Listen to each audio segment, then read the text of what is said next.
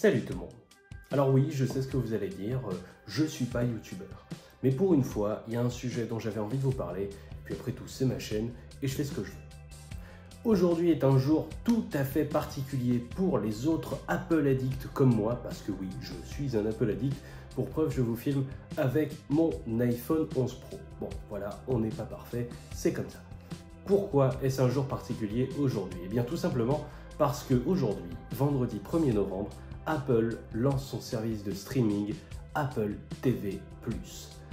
Qu'est-ce que ce service a de particulier? Tout simplement, ce sont des contenus entièrement produits et réalisés en interne chez Apple. C'est absolument génial, une initiative lancée, une pomme jetée dans la mare du service de streaming à la demande.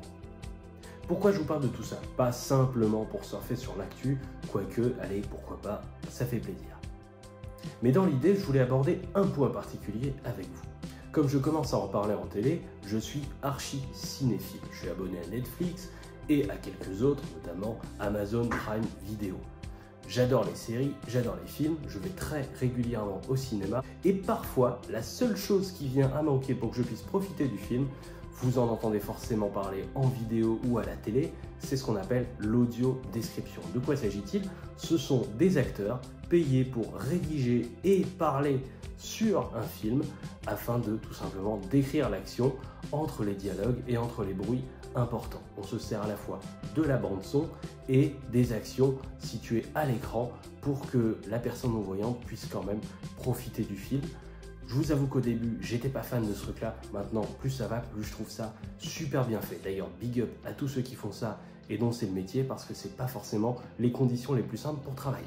Pourquoi je vous parle de tout ça? Pas seulement parce que j'adore le cinéma, mais tout simplement parce que Apple a encore une fois fait un pas de géant dans le sens de l'accessibilité à tous. Petit retour en arrière. Le premier iPhone est sorti en 2007. Vous vous en souvenez, une grosse bête, pas forcément très jolie quand on la compare à aujourd'hui, et pourtant, à l'époque, c'était révolutionnaire. Pour les non-voyants, quand c'est sorti, on s'est tous dit qu'on était foutus. Une grosse dalle, un pavé, sans la moindre touche à l'écran. On s'est dit que c'était absolument impossible pour nous de se servir de ce truc-là. En 2009, avec l'iPhone 3GS, Apple a innové, complètement révolutionné tout l'écosystème de l'accessibilité informatique mobile aux personnes non-voyantes, en implémentant tout simplement dedans ce qu'on appelle VoiceOver, une synthèse vocale intégrée nativement dans le téléphone. Il suffisait de sortir n'importe quel iPhone 3GS de la boîte, de l'activer et il se mettait à parler. Si on connaissait le bon raccourci, il suffisait de cliquer 3 fois sur la touche en bas, le bouton Home circulaire en bas des anciennes générations d'iPhone.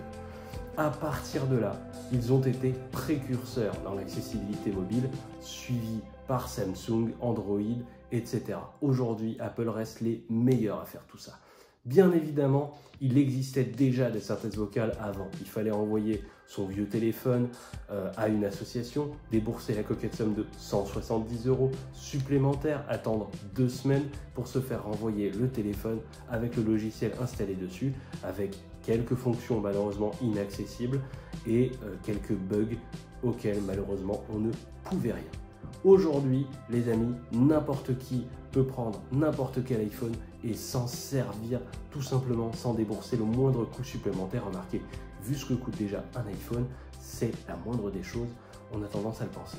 Apple a tout simplement fait la même chose aujourd'hui avec Apple TV+.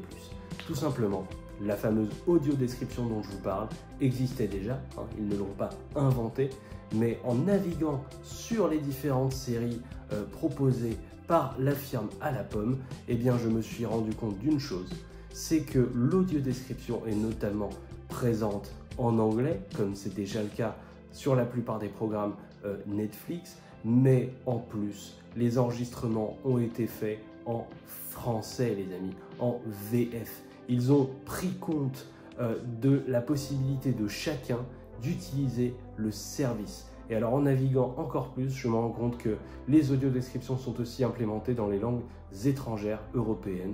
J'ai vu passer notamment l'italien en audiodescription.